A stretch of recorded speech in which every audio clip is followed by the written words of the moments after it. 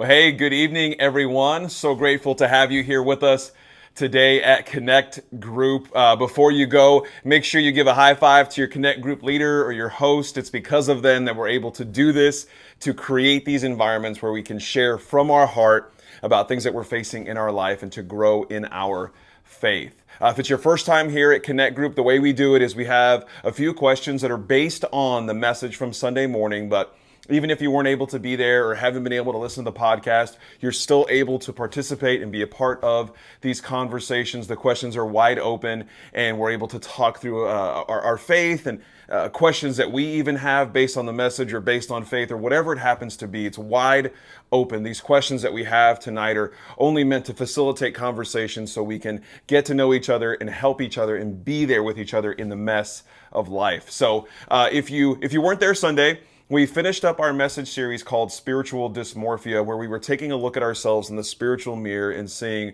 when we look in the mirror, do we see what we expect to see? When we take a look in the spiritual mirror, are we seeing the expectations that people have put on us? Are we seeing a faith that has been borrowed from our parents or our grandparents? Or are we able to see who we really are in the place that we really are? And with this last message in this series, what we talked about is what it meant to have a calling on our lives. Do you have a calling? Do you wish you had a calling? Do you wish that God would come out of the clouds and say, here's what you're supposed to do? So many times we want to know, what am I supposed to do? We're faced with a decision. Should we go this way or this way? And we need to know, what am I supposed to do?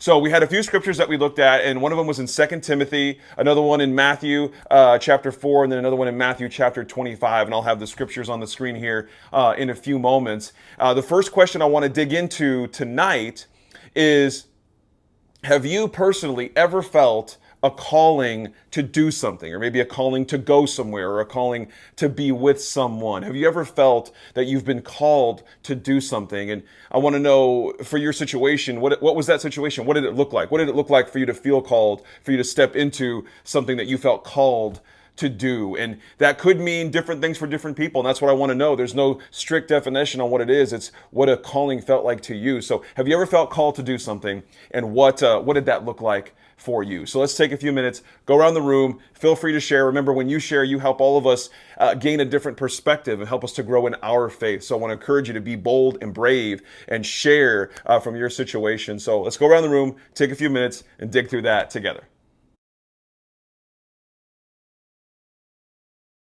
All right, now for this next question, I want us to look at 2 Timothy chapter 1, verse 9. That verse, and if you haven't read it yet, go ahead and let's read it for this question. What I want to know is, once you read this, what do you see as something that Christians, someone who identifies as a Christian, something they have already been called to?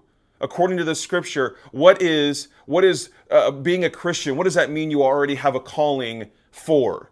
What have you already been called to? So you guys read that scripture, and people are going to have different opinions. There's no right opinion. There's no wrong opinion. We're trying to dig through this and figure it out together. So let's take a few minutes, look at that, and see what you guys think. All right, now for this third question, I want to have you think back into your life, and I want you to think of a time and describe a time for us when you had a fear of making the wrong decision. You were facing a decision, and it was either move here, move there, or go to this school, or go to that school, or be with this person, or break up with them. Whatever it is, whatever situation you were in, when did you, in any of those situations, let fear keep you from making a decision at all? You let fear keep you from acting because you weren't sure what to do. You weren't positive on what you were supposed to do. And because of that fear of not knowing what to do, it kept you from acting at all. And I want to know what the result of was that, what the result was of that. What happened? What happened because of the fear of making a wrong decision? So what was that situation? And if fear kept you from making a decision, what happened because of that? What was the fallout, or how did that affect you and the people around you? So let's take a few minutes to dig through that together. Remember, there's nothing that's more wrong or more right. It's all about us going through a journey together and helping each other along that journey. So feel free to share from your heart and let the conversation go where it will. So let's take a few minutes to dig through that and see what you guys can figure out. All right, now for the last question tonight, I want to talk about something that I think connects to all of us, if not most of us. And I think sometimes we can be tempted to define who we are based on what we do. We live in a society where we talk a lot about what we do. What is your job? What do you do for a living? And we can, if we're not careful, identify or be connected to or find identity in what we do instead of who we are. So sometimes we can let what we do define who we are. So what I want to do in this question is I want you to think through a time in your life where you allowed yourself to be defined by what you did, that who you are was connected to what you did. And as we look forward to the future, what I want to be able to do is ask you, in relation to our calling, is how can we take a step into a calling that God has called all of us to? See, sometimes we wait for God to tell us what to do, to tell us our purpose, and then we do what we think that purpose is, and we get our identity from what that purpose, what we think it is, what we're doing. And I believe that we can find purpose in whatever God has put in front of us. So what can you do this week to find purpose in what God has put in front of you? So two parts to this one. I want us to think through, when is a time that you allowed yourself to be defined by what you did?